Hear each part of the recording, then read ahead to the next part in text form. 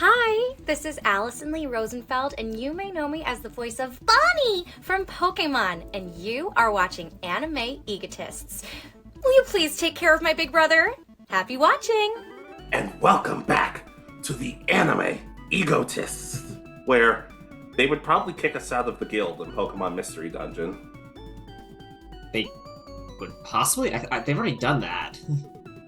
we're, we're, It's- we're literally banned. There's posters of us hanging on the wall saying, "Do not let them in." Well, to be fair, here they have pictures of us, not the Pokemon not the Pokemon we pose as, but it works either way. Anyways, my name's Alex, and if you have me as a stand in JoJo's, I don't know what to tell you, but let me know what my powers are. Mine is that there's a couch appears right behind you, and you can sit down at any time. I actually love that plan. And I'm Richard. That is correct. And last time we talked about, more worst anime episodes. And just to clarify, hey, we did, like for me personally, I never said these episodes are irredeemable. Well, except two of them. Even if something's bad, I can still find a way to say, this is the good about it. But yeah, we went over the worst anime episodes, and they weren't pleasant. Yeah, but this time we get to be a little bit more happy. We get to talk about the best episodes, or I guess in this case, kind of more of our favorite episodes. That is correct. And the episodes that made us laugh, cry, feel, or just be completely confused at what's happening. But regardless, we're never bored. But yeah, that's basically it. The best anime episodes. Do you want to start us off? Sure. I'm going to start off with mine from Naruto Shippuden. It's episode 366, The All-Knowing. It's the... so the previous episode pretty much ends with Orochimaru resurrecting the four Hokage after using the mask to free them from the Shinigami. This is just a really good episode because you finally get to see all the Hokage's personality that we haven't quite gotten that much to see, and get to see them start interacting and working with and starting to kind of explain to Sasuke like the history of the village and all that. It's just a fun episode, and I like getting to see Hashirama, Tobirama, Old Man Hokage, and Minato. I always forget. Sarutobi. Heroes and Sarutobi. Yeah. So I just like this episode just because it's kind of the start of the end. I kind of feel like they bring them all back, and this is just kind of that moment, and I just really enjoy learning about how they interact and just how terrifying, despite their like Hashirama's jovial personality, the fact that he's able to control his brother by just like powering up, and this is a weakened version of him. Yeah. Not to mention, I still love his reaction of, holy crap, there's a fourth Hokage. I'm like, did you not think your village was going to last this long? I don't know. Like I said, I feel like Hashirama's a guy we could all just get a beer with and laugh with.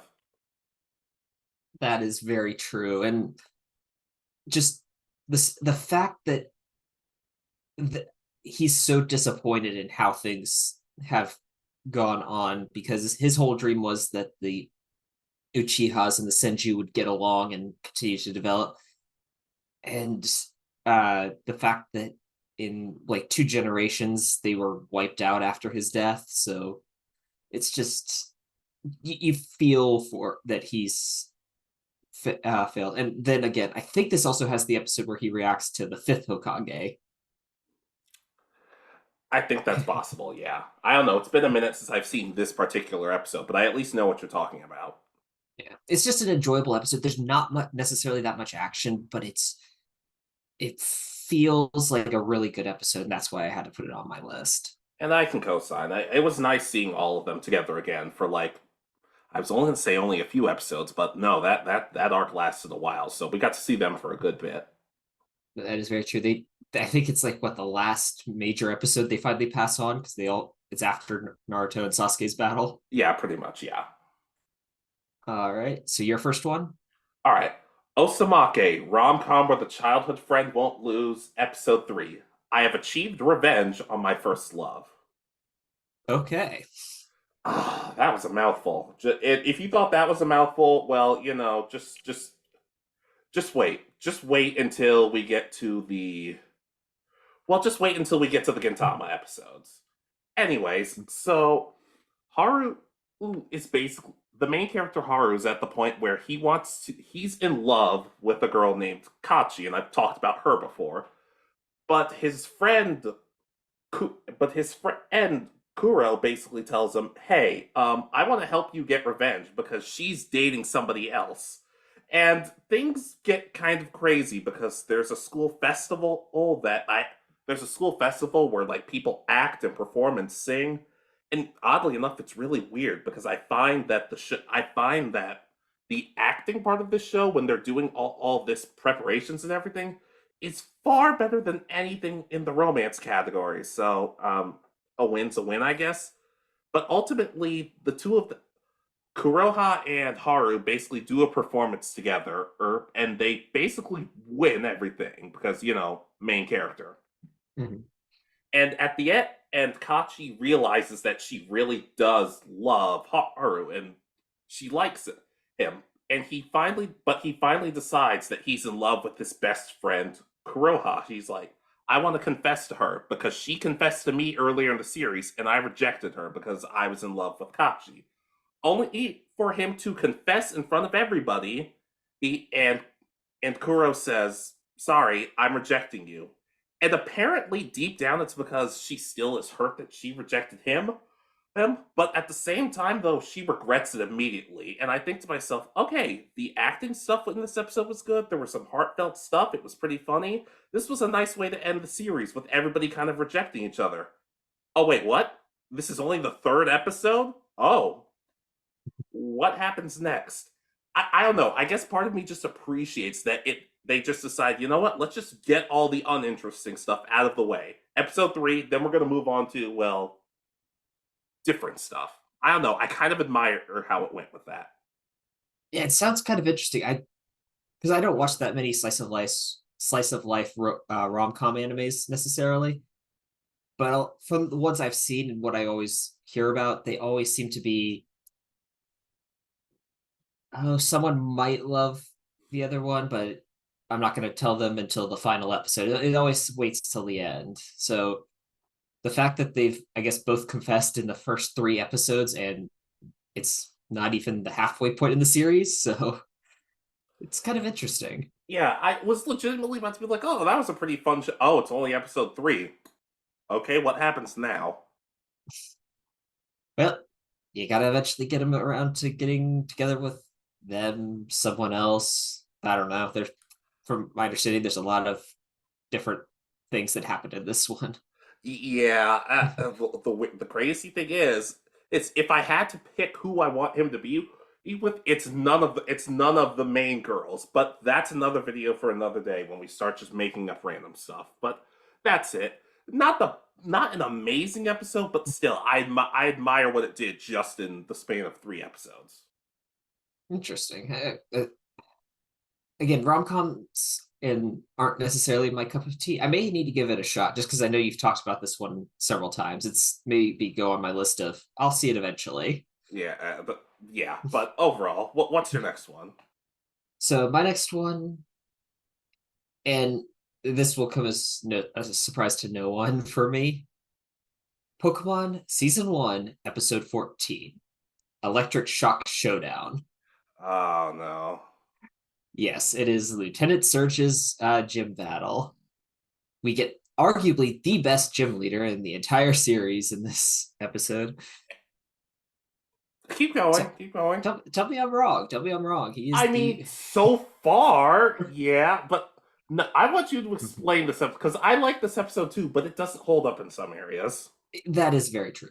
The part that I really like about this episode is that it is Ash's first real victory at a gym, because before this, he kind of cheated against Brock and Misty just kind of felt sorry for him. So this one, he goes in, Lieutenant tries to just straight out overpower Lieutenant Surge, who has Raichu, who's supposed to be physically stronger than Pikachu. He ends up kind of trying to decide if he's going to evolve Pikachu and all that. And then, but decides that, well, we could use Pikachu's speed, and we start getting because he realizes that Lieutenant Surge evolved Pikachu as soon as he got it to Raichu. So there's that.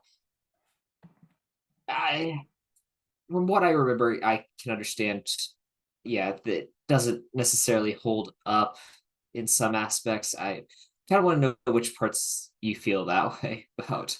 Okay, hey, I'm gonna get the bad stuff out of the way about this episode, and then like find a way to say nice stuff about it because one of my big kind of issues is, and this is not this episode's fault necessarily. It's sadly they reuse this a lot, like in the sense of, oh, should he evolve Pikachu, or I don't know, and oh, it gets old at times. And the second battle they have, because Lieutenant Surge wins the first one, it takes about like Lieutenant Surge basically uses one thunder, and it's like, oh no, Raichu's out of juice. I'm like, wait, from one attack?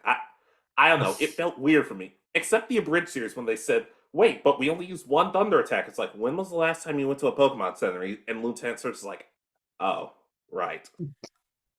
But it's especially a good motive. It actually kind of helps Misty a bit too, because she basically tells Ash, hey, you need to win. We gave you these victories. If you lose to somebody, that makes us look bad, and it does kind of motivate Ash in some senses. Not to mention, it's also another very early episode of Team Rocket, like encouraging the twerps and helping them out. Oh, so I don't know.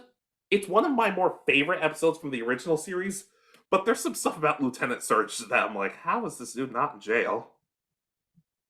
Yeah, but again, he's still my favorite gym leader, and there's like, it's just. I think if I remember correctly, this was actually the very first episode of Pokemon I ever watched.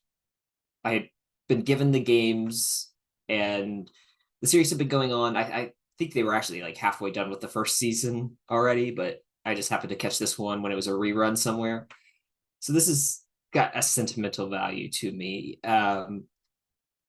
It is nice. Again, I really wish that he had shown up in Journeys because I thought he was supposed to, because I had only been teased a little bit when we got the first match with his not kind of temporary replacement because he's on a journey for himself at this point. Yeah. So that was a little disappointing for me in that episode because I thought it was supposed to be Lieutenant Surge because all I saw was a quick flash and that was it.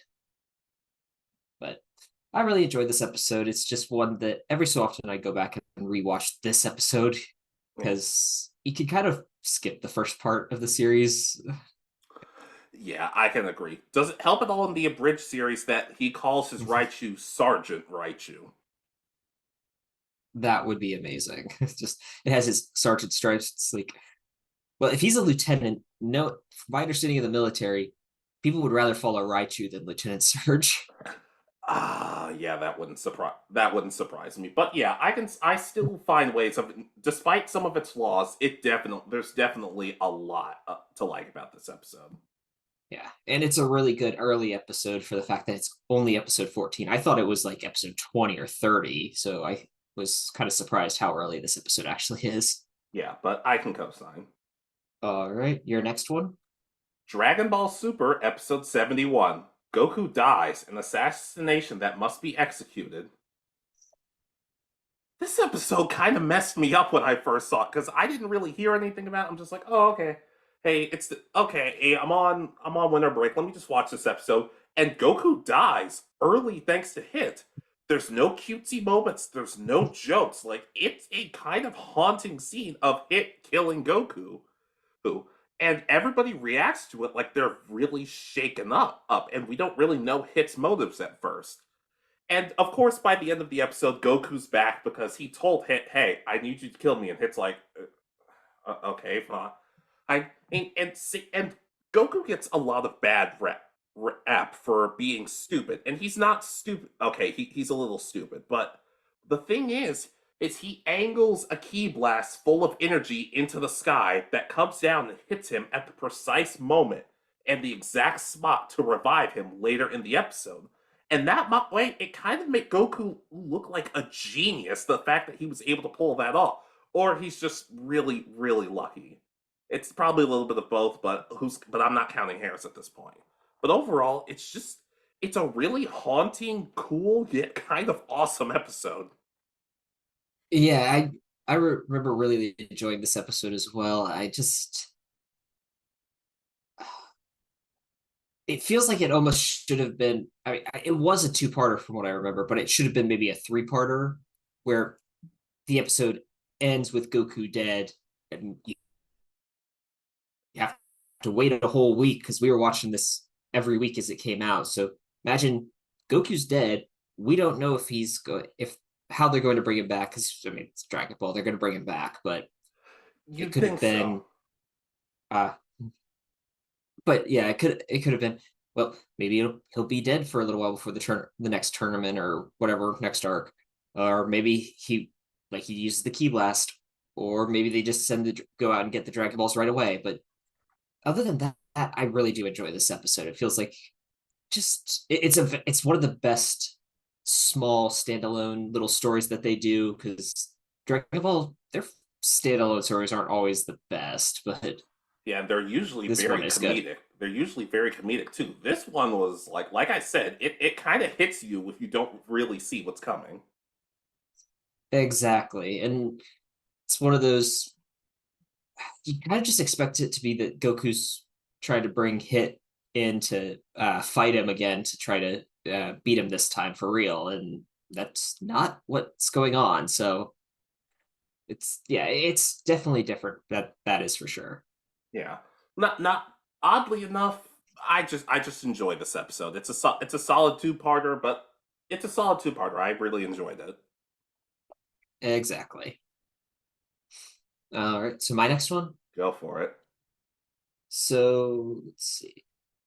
I'm gonna do Bleach episode 54 and Accomplished Oath, Get Back Rukia. So this is kind of the culmination of the first part and leading into the epic final first major battle that where we're going to see true action in this series, and especially these characters at their full power. Um, it starts with the Rukia's execution, and then Ichigo shows up, deflects the attack that's going to be used to kill her, and just to everybody's shock because this attack is supposed to be like the strength of 100 Zanpakuto, and he's deflecting it with his one. He rescues her. You kind of start seeing like who's kind of changed sides over the last few episodes because all of a sudden there's some captains that are working on with Ichigo. Renji shows up and he throws Rukia to it. We get that epic because no matter what you say, I feel that Ichigo has the number one theme of any shonen protagonist. Number one. If you haven't heard it, look it up. It's a really, really amazing song. Oh, the song itself. Okay. Yeah, No, okay. All right. Yeah, I understand what you mean now. Okay. yeah, no, this and um, you watch him without using his Zanpakuto take out three lieutenants, which 15 episodes ago would have been like he would not have been able to do this, and he took them out without using his Zanpakuto, just punching them in the gut, pretty much knocking them out. It's like so you see like that he's improved so much, and then he has the reaction to take on arguably the fastest captain at this time, Byakuya Kuchiki, and able to deflect his sword, and it's leading into this battle. It's just this is what Bleach is supposed to be: is an overpowered protagonist trying to uh, showing off and developing his strength, and you see all of it here, and that's one of my absolute favorite parts of this episode, and why I love this episode so much. Yeah, and I can definitely understand that. Sometimes when it comes to episodes like this, it like a lot of people give the main character of a show flack because the main character, oh, isn't that interesting compared to other side characters. And I understand that to an extent. But sometimes if the main character's doing something cool, everything else kind of flies out the window. Exactly, and as I said, you get, I mean, like at this point, you find out Renji's turned on the Soul Society. He's wanting to save Rukia, so he's now working with him. Uh, it's Captains Shunsui and I forgot the other one, are now working to save Rukia because they kind of realize that there's something else going on. You just get all these different characters, like Kampachi's now kind of on their side. It's just it you start and you get little bits of the fights that are going to come throughout this entire rest of this arc, and it's just a good setup for the final closing moments of this season. Yeah, and I can definitely co-sign. Sounds like a really good episode.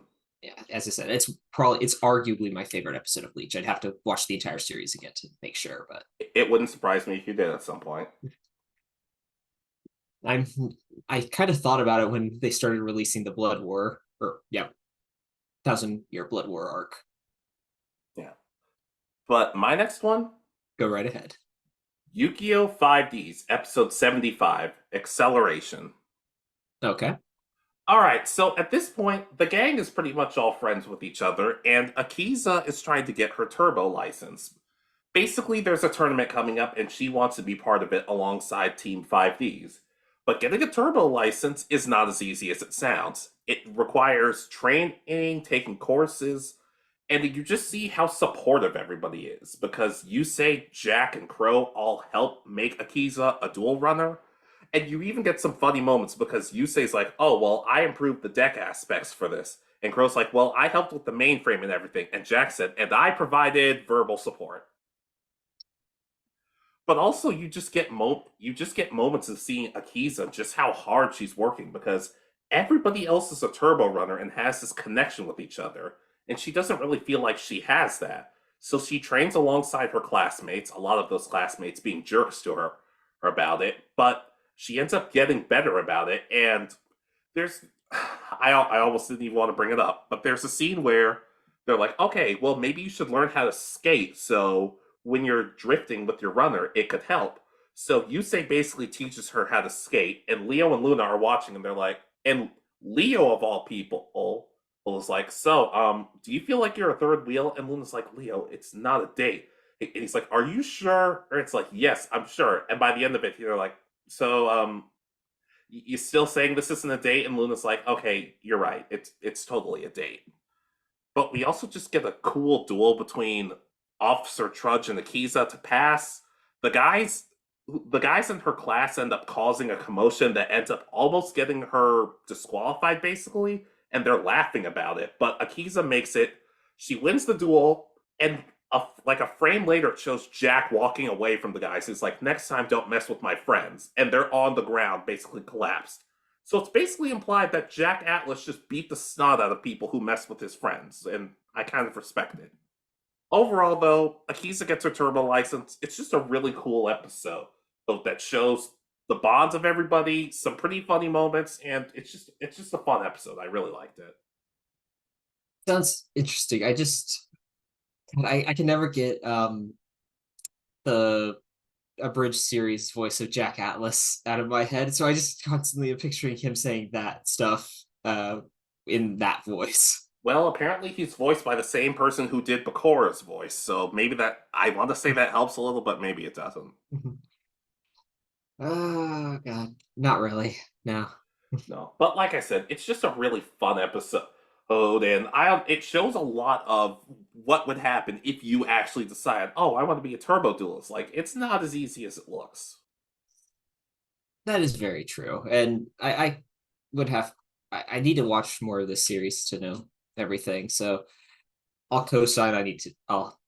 I've still I've got so many different animes on my plate. I just eventually will get around to Yu-Gi-Oh! Probably 5Ds. Yeah, I understand. All right. So my next one. Go for it. So I'll do my Yu-Gi-Oh! One, which was the original Yu-Gi-Oh! Series, episode 78, Friends Till the End, Part 4. So we talked about, I think, the episode either right after this or the episode after that, which was the lights, camera, duel, or whatever it was, that was not good. Yeah. This is the end of Yugi and Joey's duel, where Joey's controlled by Merrick. I debated putting all 4 parts on here because, but that just felt unfair. If we ever do like best duels, this entire duel will be on there. But We already did that video. Uh, well, if we do it again, and It was that already episode, it was on your list too. yeah, well, it'll be on there again because this duel is arguably my favorite of the entire series. I won't let you put it, but go. But anyways, continue. But you just yeah, throughout this episode, we get Joey breaking free of Merrick's control. Um, it's not necessarily the best for dueling because I think a large part of this episode involves the action at the end, which is kind of weird. They have like how to put it. So the duel ends with Yugi sacrificing himself using whatever the meteor crush or whatever it is to destroy all his life points and free Joey. This pretty much wakes Joey up completely from Merrick's control.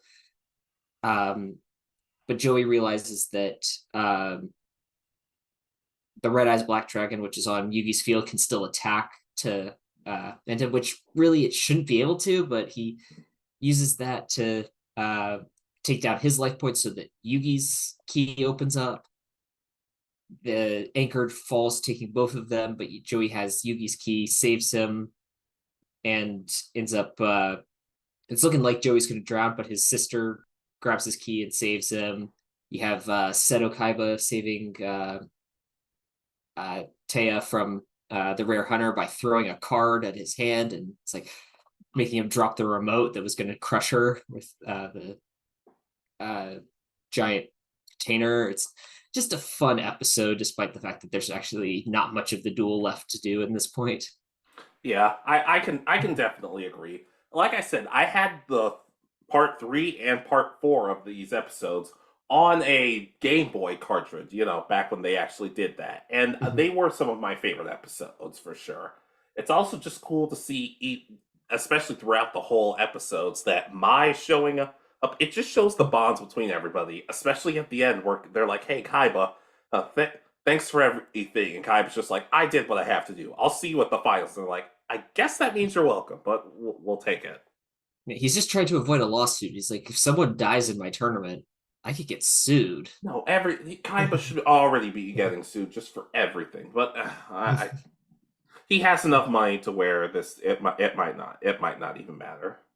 As Bird Series says, screw the rules. I have money. I mean, yeah, but like he's he In he'll this he'll he'll he'll be fine. He'll be fine at this point. and at this point, he's this is about as nice as Kaiba gets in this episode. So he helps save the day, and that's the important part. Yeah, but I guess I can. I guess I can co-sign. I do really like this episode. I don't know out of the four parter which episode's my favorite, but it might be this one. But it's been too long since I've seen it. I can understand that.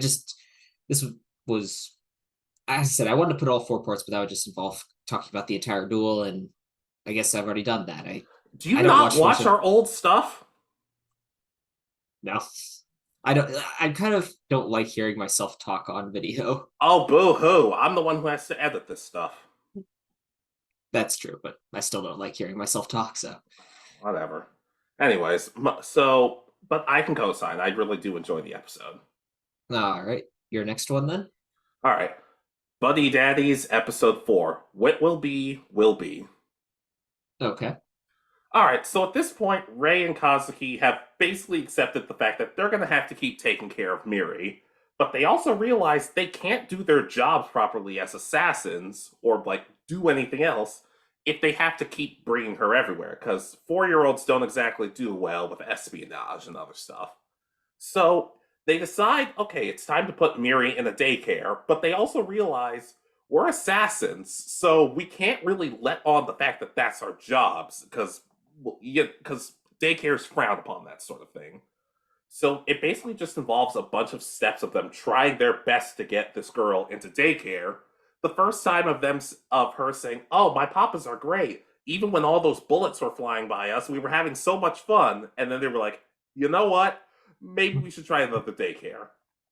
But they basically convince her it's like, Miri, like you have to let us do the talking. You have to let the two of us do the talking, and by the two of them, just Kazuki, because Ray just sort of sits there. Ultimately, they find a daycare and they basically are explaining it, and things are going well. And one of the things I love about this episode is the people working at the daycare. One of the women who works there, Miss Anna, she realizes, "Oh, Miri, you have two dads with you." And before anyone can say anything, she's just like, "Miri, are you happy with your two dads?" And she's like, "Yeah, I'm happy." And she's like, "All right, that works for us. We'll let you in." So that part just shows that people are like, oh, two dads, we don't care. Is the kid happy? Yeah, doesn't matter. It does not matter. But ultimately, they go to daycare the next day in a bunch of fancy looking clothes. But they kind of realize that Mary's not happy because no one wants to play with her because they see her fancy clothes and she's like, no, we don't want to play with you because you might be stuck up. But they buy her some new clothes. They buy her some new, I'm not going to say rundown, but very basic looking clothing. And they start playing with her at daycare, and basically all the fancy stuff they bought goes into her room, which basically shows we're going to keep her for a long time, so we might as well give her a room that she can play in and live in. I don't know. It's just a really cute, it's really wholesome yet kind of hilarious episode at times. Yeah, I actually went and added like right after our last video where you brought up the an episode from the series you didn't like. I did add this to my series because you made it sound like a good series to give a shot. So I know I just wrapped up a couple series from this last winter season that just ended, so I may be able to. I'll probably give this a shot soon, and I think it's either almost done or already done, isn't it? It's done, and I hate it. Because you want more. Yes. So I'll probably give this one a shot. I've still got a little bit of showbits to get through and all that. So Oh, there's a Chobits episode on my list. But the one last thing about this episode that I find kind of hilarious is they show up in all of this decked out like hitmen style suits and everything, and the teacher's like, "Oh, okay, you guys look great. You guys look great. You look like mobsters." It's like, "Well, we are hitmen." I'm like, dude, shut up! Don't tell her that. And all the moms start texting. It's just like, she has two hot dads. Can I get a hit? Can we get action on that? Can they do a hit on my husband? And I'm like, these women are messed up. But yeah, it whatever helps, I guess. all right. So honorable mentions time. Let's do it. All right. So this is a series I think I talked a little bit about probably about a year ago actually now. Moriarty the Patriot, episode 24, The Final Problem, Act 2. I also added this show to my list. Yeah, I really enjoy it. If you know anything about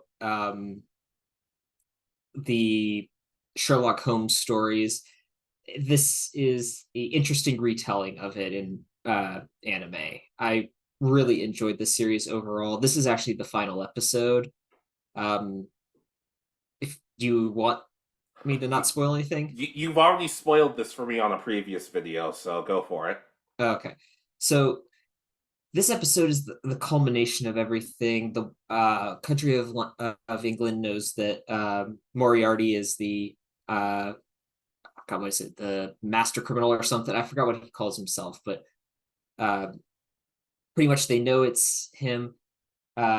He's attempting to pretty much the entire series is him trying to get the nobility to improve and make better living for the lower classes, and it's a good message. So in the final episode, he set fire to the slums, and pretty much this is the make or break. It's either going to be the nobility steps up and helps save the common folk, or the common folk will be rebelling against them and taking down the nobility. Those are the last two things. In the end, the nobility decides to step up and save the common folk by opening their access to get the water that they need to save the day and actually help carry buckets and stuff and save as many people as possible. You get the final chase of Sherlock chasing Moriarty, and they battle on London Bridge. They both fall into the Thames River and disappear. You get to see the publishing of the fictional publishing of Sherlock Holmes, which was supposed to be written by Dr. Watson. And uh, again, this series ends with one of my favorite notes where they're just in, I think it's Scandinavia. Little, they go to, it's a little bar. Sherlock walks in and says, "I'm just looking for someone." He starts describing Moriarty, who's sitting next to him. And it's just a nice way of ending that their friendship is going on as they're continuing to Sherlock is continuing to chase Moriarty around the world, pretty much is kind of what the hint that's given. I've actually found out that there are two OVAs since I finished watching the series, and I haven't seen them yet, so I may go watch those sometime. At some point, you're probably going to have to. But yeah, I can co-sign. In a sense, I know we've both experienced Persona 5. In a way, I do kind of wish that's how it went between Joker and Akechi. Like, kind of like, hey, we're not real, we're friends, but like we're still kind of enemies in a sense. But we didn't get that. Yeah, I just, yeah, it's a nice retelling of the stories that ends with Moriarty and Sherlock not being enemies and one of them dead. It's that they just left England at this point. They're now chasing each other, trying to solve the mysteries that they could create for each other. Yeah, yeah, and it's like I said, it will probably be in the long run my second. If there's a chance, it could be my second favorite adaptation of Sherlock Holmes. What's your first? Number one is Sesame Street, the computer game I played as a kid. Okay, whatever your fancy is. I don't know. It's been so long since I played. I don't know if it's still good or not. I was thinking you were gonna say like Sherlock or even one of the old like BBC shows from like before we were born or something. But Hey, don't underestimate the power of Sesame Street, who I just learned apparently had a banned episode.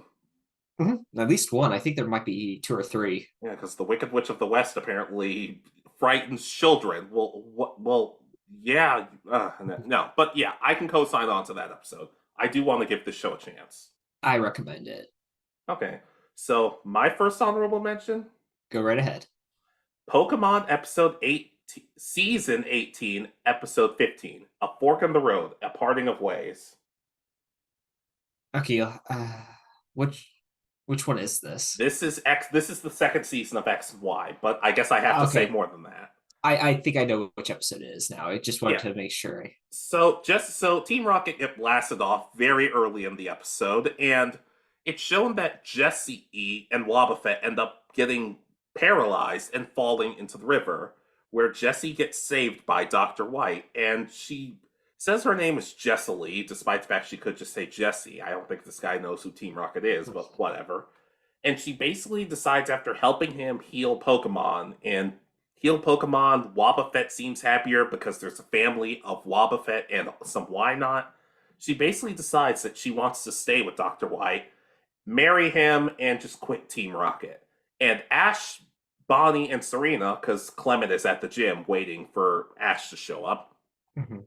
they basically help her keep the secret. But as much as I like their interactions, because there's no, oh, we don't believe you, you're trying to trick him. No, they immediately believe everything she's saying because it seems sincere.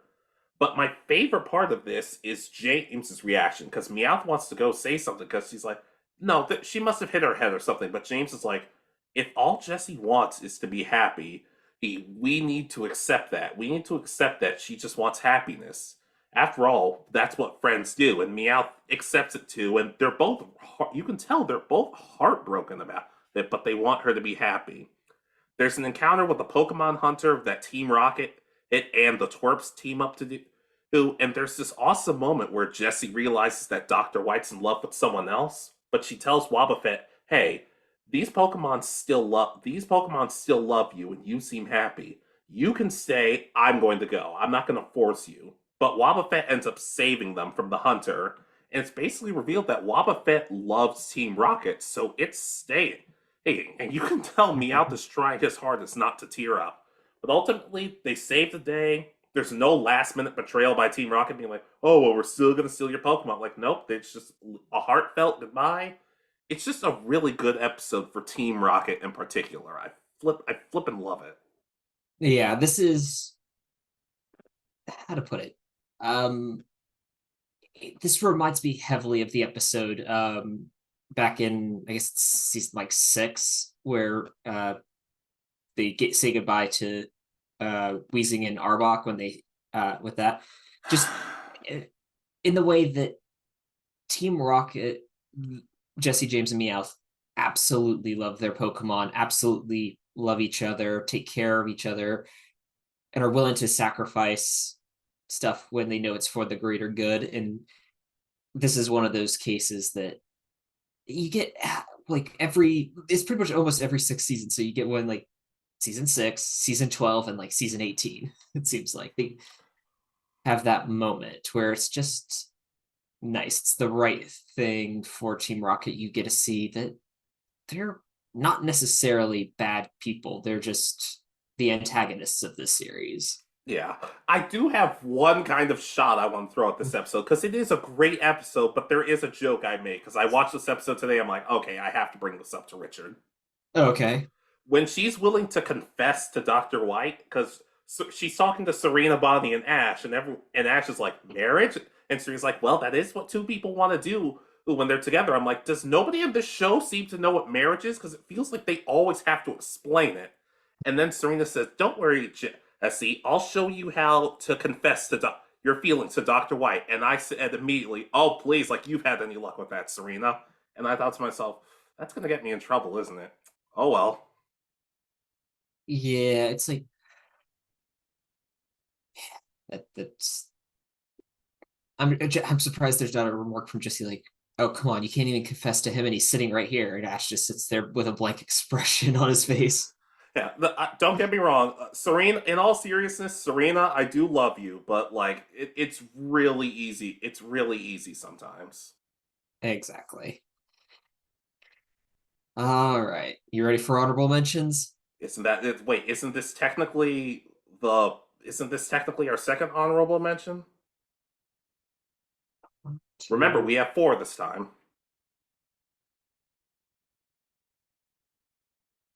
No, because I think we just did 4, so they should have. Let's see. Oh Let's wait. see. Dragon Ball Super, Osamake, Yu-Gi-Oh! Oh, Timepiece, Buddy Daddies, Pokemon. That's four. That's oh, four. We have four. Okay, dude. okay. I made the mistake. I forgot to count my Yu-Gi-Oh one when I was counting my numbers out. All right, So okay, but yeah, we'll continue with honorable mentions then. let's Okay, do it. so I've talked that I was a little disappointed in this ending um at one point, but it's really the right ending now that I look back on it. Assassination Classroom, episode 46, graduation time. Oh, okay. So throughout the first season and probably the first half to 3/4 of the second season of Assassination Classroom, the whole goal of the entire class is to assassinate Koro Sensei and earn the, like, I forgot if it's $1,000,000 or million yen or whatever the prize is, I thought it was but yen, but okay. whatever. But he throughout this entire time, he's proven to be an excellent teacher. He's figured out how to reach all these students who were considered the failures of their school and all that.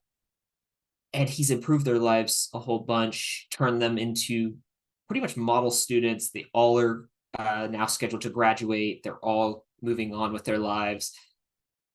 And you feel the emotion in this episode when pretty much they decide that they're like, not how to put it, like half of this episode is just him taking role one last time and talking throughout the background of how much he appreciates that they changed his life and that he could be such a big part in their lives. It's really well done looking back on it. And I actually rewatched this episode last night just because I was like, I want to rewatch this part. And the fact, I mean, his last thing was like, because Nagisa is the main character who's does the actual killing. He, like, Nagisa's about, like, is going to be distraught. He's about to kill his teacher, and yet, and before that, Koro Sensei literally tells him, "Give me a smile, calm down. You're saving the world, pretty much. You're you don't need to be upset about this. This has to happen. I'm glad it's you that's doing this. And yet, and so the last thing he sees is the smile, and then you get the entire class pretty much weeping for the loss of their favorite bested teacher they've ever had, pretty much. Okay, just to clarify, because this sounds like a really good ending, but if anything, and this is my perspective based on the times you've talked about this. It seems more like you didn't like the ending because it was sad, not because the quality was low or anything. Exactly. Um the last probably fourth of the series is them trying to save Koro Sensei. They've throughout the first like 2/3 of the entire series, their uh their whole goal is to kill him. They kind of reach this point where it's like they start to realize he's really actually a good guy. They want to save him. So the entire like the last probably 3 episodes have been mostly focused on trying to find a way of preventing the antimatter in him from going nuclear pretty much and blowing up half the earth.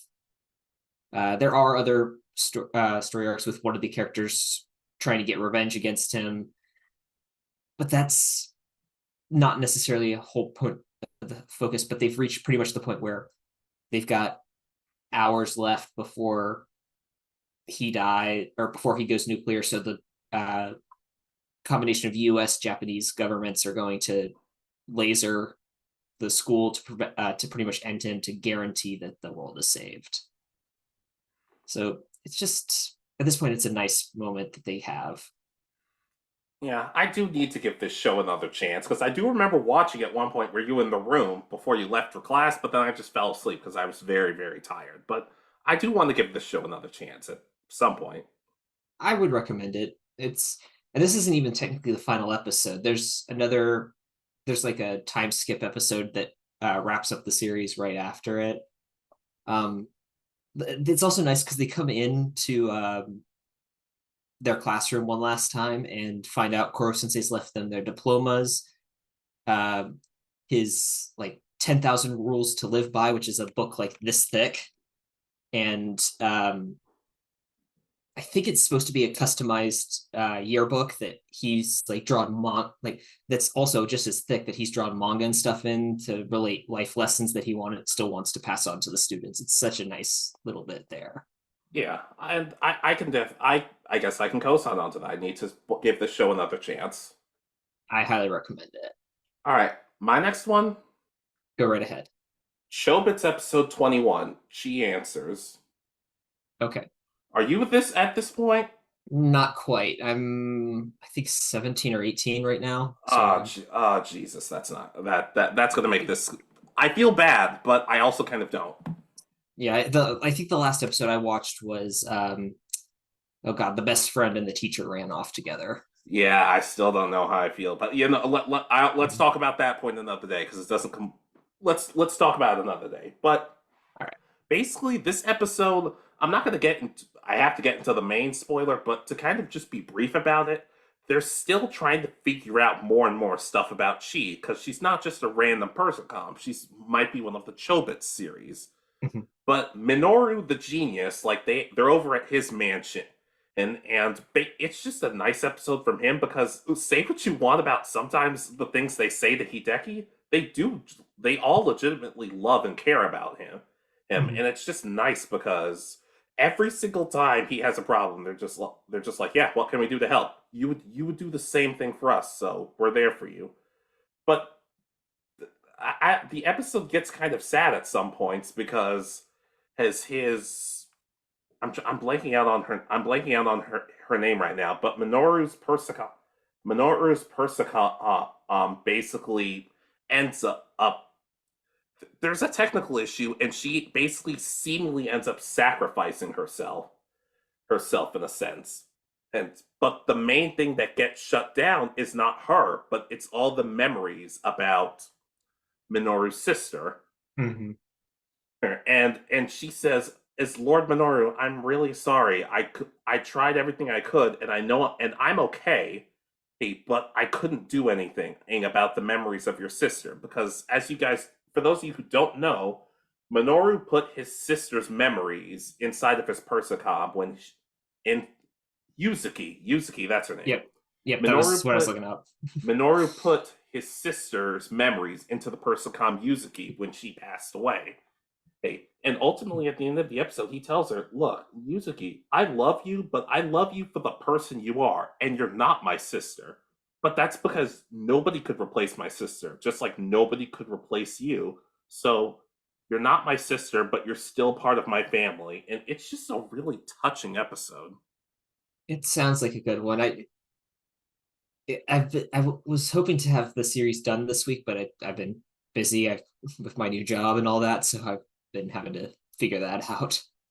Yeah, but overall, like I said, it's just a sweet episode. Well, probably Minoru probably has one of my favorite stories of the whole show because Shinbo, the best friend, looking back at some of his stuff, I'm like, I'm not sure I'm loving this story. Yeah, yeah. I mean, as I said, I just watched the episode where he runs off with the teacher, so Yeah, Shinbo's kind of a jerk. yeah, yeah. It's and the fact that he wasn't even willing to tell Hideki what was going on until like after it's already happened and he's left. Oh God, what's his uh Sumomo. Samoa? That's it. Yeah, with him. Yeah, it's just like, here, take her. I'm like, but I don't know what to do. Just take her. Fine. Yeah, I'll co-sign. I need to finish up the series, so I'll see this episodes probably sometime in the next few days, hopefully. Okay, what's your next one?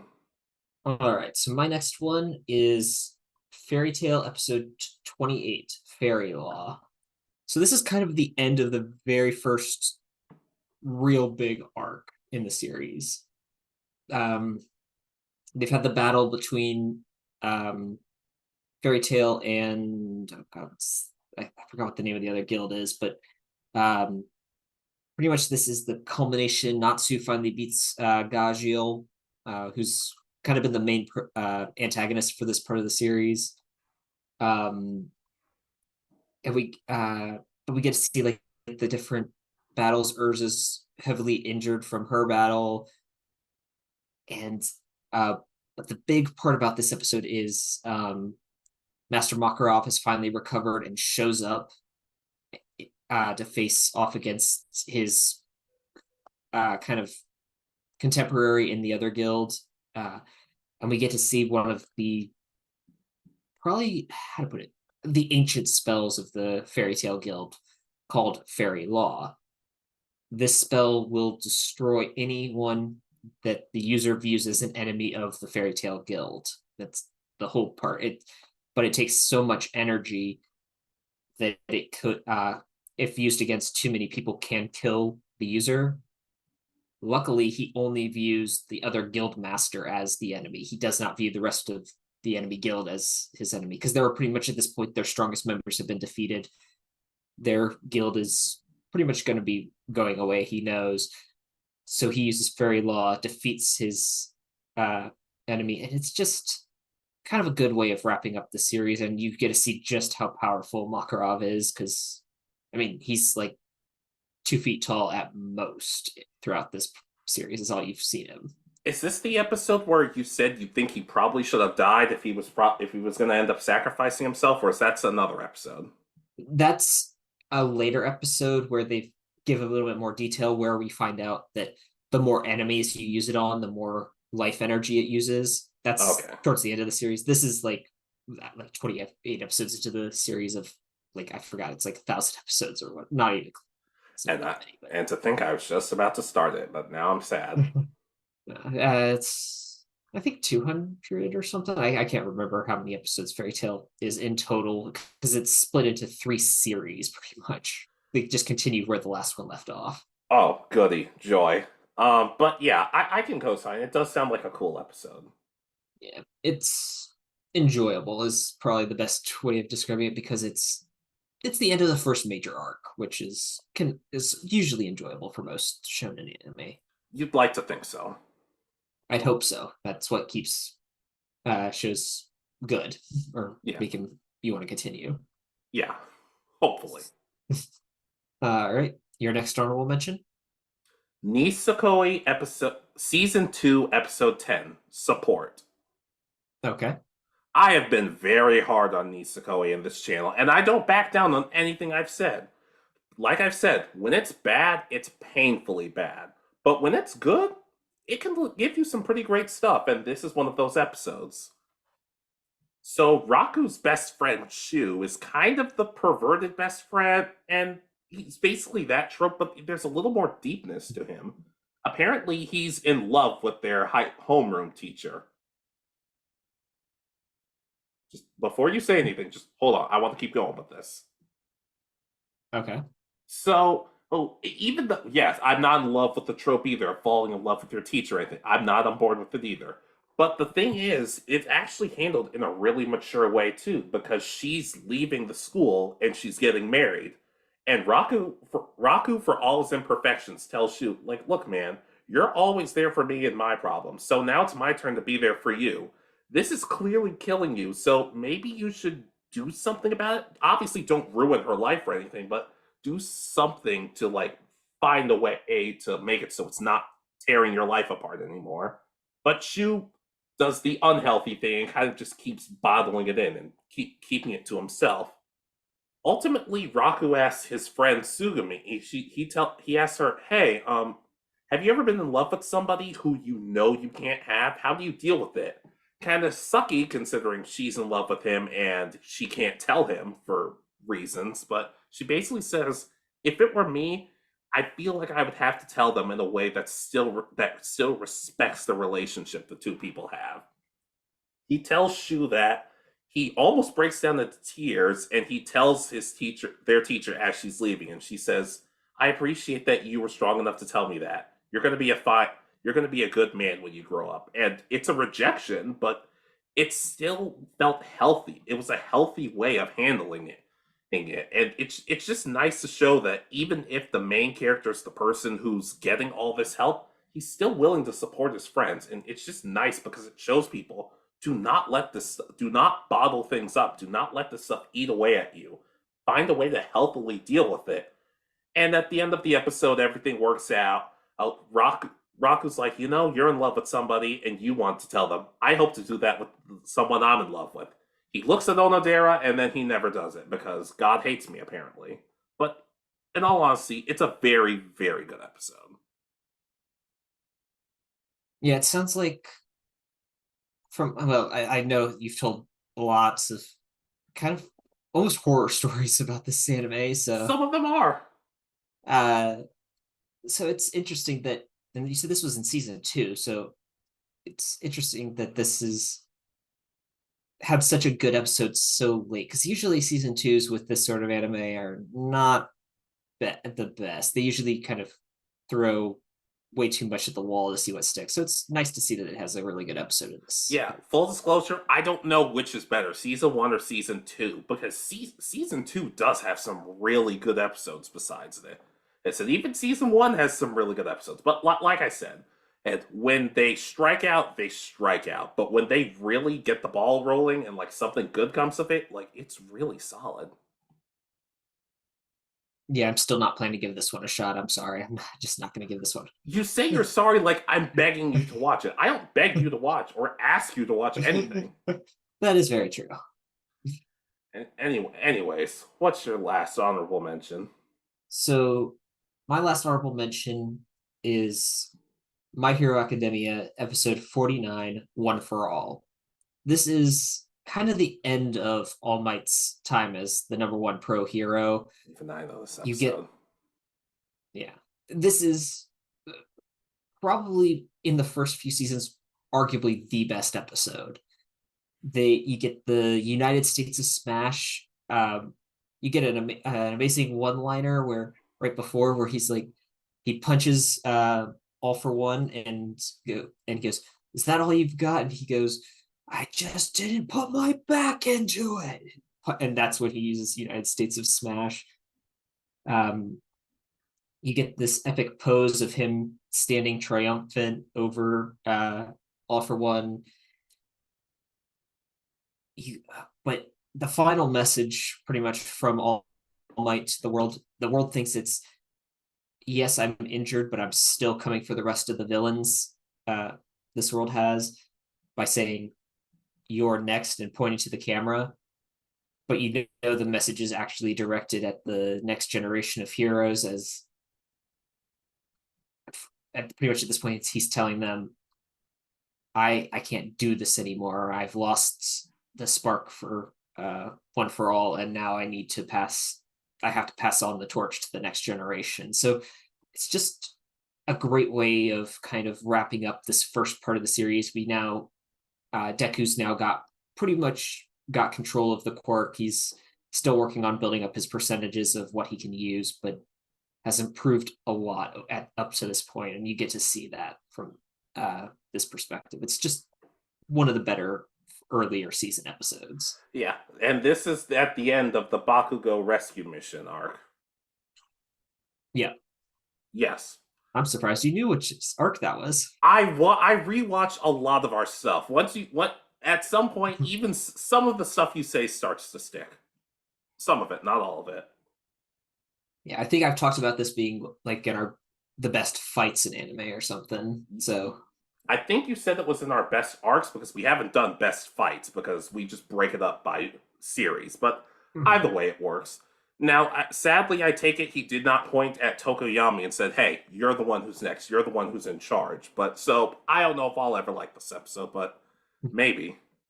It's supposed to be directed at Deku, but I like to think that he's kind of doing it to the whole generation, because Bakugo kind of takes it into him as well. So it's like, it could be Tokoyami as well, because he'll be in the top 5 heroes of the next generation. That is almost guaranteed. He better be, because that's all I care about. But yes, in all honesty, I can co-sign. Sounds like a good end to the arc. Yeah, and I think there's maybe one more episode of this season, because season 1 was like a 12 episode and then that. But I feel like I always like this episode as being like, okay, this is the end of this season. You can kind of hold off on watching anything else at this point. Yeah, I gotcha. All right. Your last honorable mention? Gintama episode 119. Within each box of cigarettes are 1 or 2 cigarettes that smell like horse dung. Okay. I told you things were gonna get weird. So there's basically a smoking ban in the city, so Hijikata is not allowed to smoke. Oh, and it kind of gets to him to the point where he starts suffering withdrawal and he's more angry than usual. He can't smoke at his home base, he can't smoke in restaurants, the bathroom, pretty much anywhere. So he decides that at some point his cigarettes all get burnt up. So he decides to leave planet Earth to get cigarettes, because, why not? So he ends up going to planet Hammock. Not Namek, Hammock. Sounds like an enjoyable planet. Yeah, and the Hammockians, I guess that's what they're called, are known for making cigarettes. But there's this enemy named Breeza who ends up killing all of them and destroying all the cigarettes. So Chikada ends up going and finding Breeza and taking him out with one hit. So Breeza says, okay, thank you for you've beaten me, so I'm going to give you this present to help you make a wish. The ooey gooey balls. They're Dragon Balls, but they're covered in slime. Okay. Yeah, and then he goes on to fight Cello, and it's just a giant Dragon Ball Z reference. He beats Cello, and Cello spits up the ooey gooey balls. It's a gross yet weird episode. Oh, but at the end, they make the wish, and Kichikata decides to bring back all the Hamekians, particularly one of their fathers, and it doesn't go well because it's just some random guy who gets brought back. Okay. I just think it's an episode for any Dragon Ball Z fan can watch this episode of Gintama and be like, this show is so stupid, but I kind of want to watch it now. Yeah, I just, God, you had to have watched this episode either while we were roommates, because I know you got through like 300 episodes while we were roommates at least. Something like that. So I just I knew this show parodied almost well, yeah, pretty much every other shonen anime of its time. So I don't know what to think of this episode. It's being brought back in a side series, and they're already making fun of a bunch of other new shows. So there's a whole episode basically where they make fun of Bleach, and I don't really know how to feel about it. Yeah, at least they use swords in this series as well. It's harder when they don't use swords as a main way of fighting. It, well, they didn't. I don't think they mentioned giant golden baby or whatever the heck it was called. But it wouldn't surprise me at some point if they did. But overall, it's just a ridiculously silly yet kind of cool episode because it just shows that at some point, smokers go through a lot. But just the fact that at the end of the day, he was basically. I'm not going to say he was able to overcome it, but it did feel like he got stronger afterwards. I mean, once you fight Breeza and Cello, I guess you kind of have to be pretty strong. But I don't know. It was kind of a weird but cool episode. It sounds like it. And, does this episode end with like the smoking ban being lifted so he's able to get cigarettes again? Because I think he's smoking. It never gets acknowledged, but we see him smoking all the time afterwards. So I guess it's just over. Okay, that's kind of what I figured because I seem to remember you showing us later episodes in the series and them being him smoking. So Yeah, sure. all right, so our or final episodes, yeah. Let's do it. So my last one is One Piece episode 278. Say You Want to Live. We Are Friends. This is probably the most emotional episode. Well, this is arguably the most emotional episode of One Piece. It's kind of between this and the episode where Ace dies. This is the one where you get the end of Robin's backstory. She's still kind of saying, yeah, they're gonna kill you if you stay with me, or if I stay with you. And Luffy's like, I just want to hear you say you want to live and want to go out. They declare war on the world government, and you get that emotional. And no matter whether you watch it in sub or dub, you feel the emotion in this episode when she finally says, I want to live, take me with you. And the fact that Luffy just starts smiling, he's just so happy that he's getting to go rescue Robin and continue on their journey as they've been going. This is my favorite episode. I've watched this scene over and over again since I first saw this episode originally. Yeah, yeah, I can definitely agree. I can definitely agree with this. It's especially just telling just how much this crew cares about each other. And even had she not said anything, you know for a fact Luffy would have been like, "I don't care. We're all still working together, and as long as it takes for you to say it, we're still going." I don't know. Oh, here's the thing. I love this moment, but let me put it this way: out of my number one most emotional moment besides Ace dying, it's not my number one. But if anything, that might be a video for another day. It's very, very high on the list, but it's not my number one. Yeah, I can understand that. This is the episode.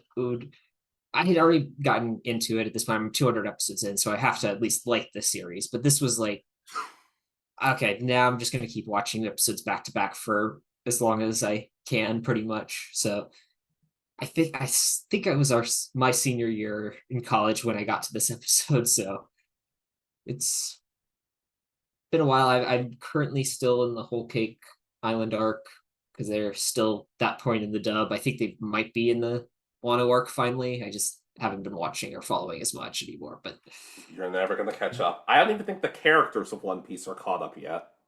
no, they're still trying to figure out where they're. It's like the script's still not out. Who's writing the script? It's Ace. Really? All right, that didn't expect that, but okay, sure. He wrote himself out of the series so that he could become the script writer. It wouldn't surprise me. But yeah, even if it's not my number one most emotional moment, it's One Piece. They have a lot of cool emotional moments. It's like three, maybe even two. Like I said though, that moment's another video for another day. Yeah. All right. And your final episode? All right, I'm so proud because these are two episodes, but we both love this series. Naruto episode 4 and 5, Pass or Fail, Survival Exercise, and You Failed, Kakashi's Final Decision. Okay, yeah, these are amazing episodes. It's just so cool because it just starts off like Naruto and the gang are like, "Wait, where's our teacher? Everyone else is here."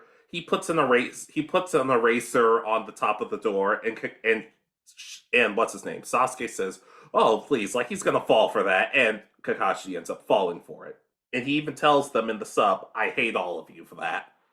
But we also learned that Kakashi is kind of twisted because he gives them an exercise where the three of them have to get two bells, and he makes them skip breakfast for it. Because, like I said, Kakashi's kind of sick. But Naruto immediately jumps in and starts attacking. It doesn't go well. Hell, and Kakashi basically points out, hey, you're the lowest rank of this class. What makes you think you're actually going to do anything to take the bells? When Naruto actually has a pretty cool strategy where he has his clone sneak up and grab Kakashi. In all seriousness, it's kind of a cool strategy from Naruto until the substitution jutsu kicks in. Even though it would have been super easy for Naruto to just take the bells while Kakashi was there, he gets trapped, and it's just Kakashi outsmarting and fighting everybody. And it's kind of a bold choice this early in the series to basically show, hey, we have the main character, but we also have people who are way better than him in pretty much every way imaginable. Yeah. We get my absolute favorite jutsu, 1,000 years of death. Yeah, and we also learn Kakashi's a bit of an oddball. Because they were like, oh my god, he's going to destroy Naruto with that anti. 1,000 years of death. And we're like, oh, you just poked him in the. But okay. The one kind of problem with this episode is it doesn't make Sakura look all that good because she just keeps screaming and fainting. But it shows off the characters really well, especially with Iruka's concern, because he's like, nobody's passed Kakashi's exams. And for as much as crap as everybody gives the third Hokage nowadays, one of the things he says to Iruka is, hey, look, no matter how you feel, you can't blame Kakashi. He's kind of doing the right thing, especially in the end when he tells them, hey, none of you are going to fail. You're all being dropped permanently. Because Sakura, all you do is care about Sasuke. Naruto does everything by himself.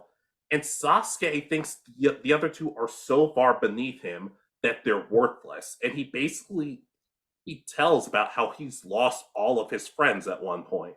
And they all get together and they finally say, we're a team. We're going to stand together. And Kakashi says they pass because they actually show teamwork. And he says, it's the quote that everybody knows: those who break the rules are scum, but those who abandon their friends are worse than scum. So it's just an excellent episode that shows just how Kakashi really is, and they all finally learn to get along. And the fact that this comes up, like, who would have thought the bell test originally would come up as much as it does? Because we get, like, Minato put his team through it. I think if I remember correctly, Guy put his team through the or something similar. But like, I think Hiruzen put his team through it. Because that Dry gets tied to the log in that one. Yeah, So just like Naruto does. But and we even get to see at least 2 or 3 teams that Kakashi had options of training and how they failed as well because they wouldn't work together. But they learn. But then you get to see that they actually learned a lesson through it because they showed those flashbacks later on in the series of his teams that are like, thank you for teaching us. We understand now where we went wrong, and they're now like kind of working as, like, I guess, at the academy or something while they're, I guess, waiting for their next attempt to get instructors. Yeah, exactly. And it's just cool, especially because everything kind of has a plan to it. Because Sakura's like, wait a minute, you had 2 bells, but there are 3 of us, so it would show infighting, and the squad would break up. And Kakashi's like, exactly. I purposely pitted you guys against each other. I wanted to see if you could put the squad above yourselves, and they're all like, oh crap, we suck. It's just, especially the ending, because they all realize, oh, that's what he's like. And Naruto has the understatement of the century when he starts crying and saying, Kakashi Sensei, he's kind of cool. I'm like, no, Naruto, he's incredibly cool. Well, I don't know. It's they're both fantastic episodes. Even if there are moments where I'm like, oh man, they're all kind of annoying. That's kind of the point. It's just they're two excellent episodes in my opinion. I'll 100% co-sign. These are. Um, I've gone back and I'll skip like the first few episodes of Naruto and start here. Right, like just because the first episode is pretty good. I think the second episode is the first two parts. The Uh, first episode is him graduating with and Iruka okay, saying all that stuff about. The second episode's the Konohamaru episode. I'm gonna be honest, I couldn't tell you the last time I sat through that one.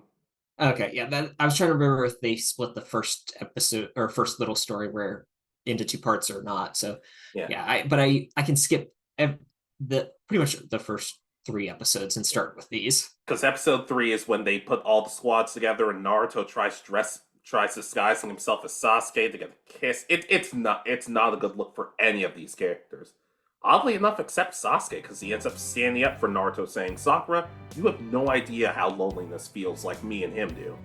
And it's actually one of the more underrated moments for Sasuke. But the survival exercise, it just does everything right, and I flippin' love it. Their episodes I'll gladly go back and watch just about any time.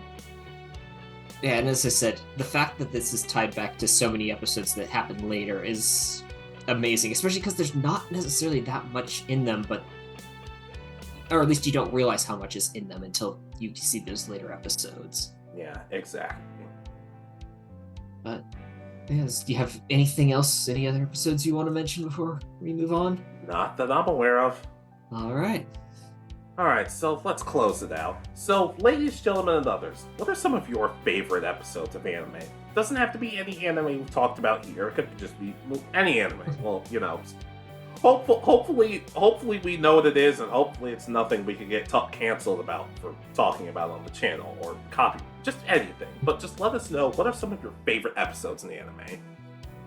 Yeah, and if you do you disagree with any of our choices of our favorite episodes of anime? No. I mean, I think ours are pretty well off. I mean, I'm just looking back even at our old lists. It's like, yeah, no, these are all really good episodes. So, yeah. Yeah, but anyways, let us know what you think. Be sure to like, comment, subscribe, and all that other nonsense. Please, just leave any suggestions of stuff we could talk about, and we will see you next time. This has been Alex. And Richard. And you have been listening to the Anime Egotists. Good night, and peace easy.